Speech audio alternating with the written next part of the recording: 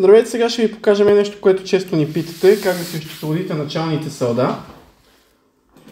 Може да си кръстите папката, разбира се, пак по познатия за вас начин. Може да бъде един или много редове записа, няма значение. Може да го изберете и вида на документа. Това е според мен без значение при въвеждане на началните салда. Единственото важно, че ако участва мемориален ордер, айде после се върнем на тази. Единственото по-специфично, когато има мемориален ордер.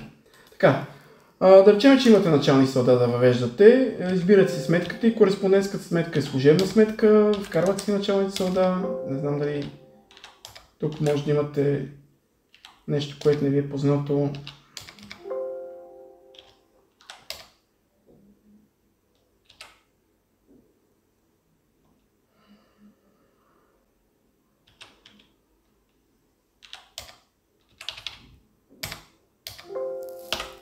Давате запис и това е в 2022 година. Сега ще отидем в оборотната ведомост да видите как изглежда.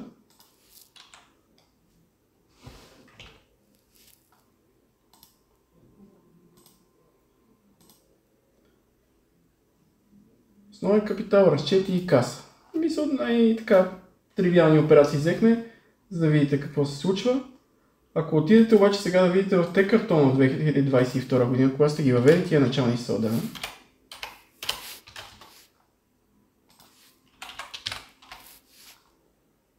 и пуснете някаква справка, няма да видите движението, а ще видите само крайното салдо.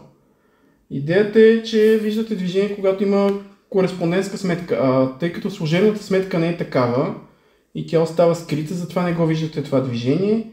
Ако обаче ви е нужно за някаква проследимост или някакви справки, има възможност с един чек, видимост на служебна сметка, да ви се покаже това нещо и да разберете откъде се е появило това салдо. Вече в следващата година, разбира се, такъв смисъл това нещо няма, тъй като това е само при започване с началните салда.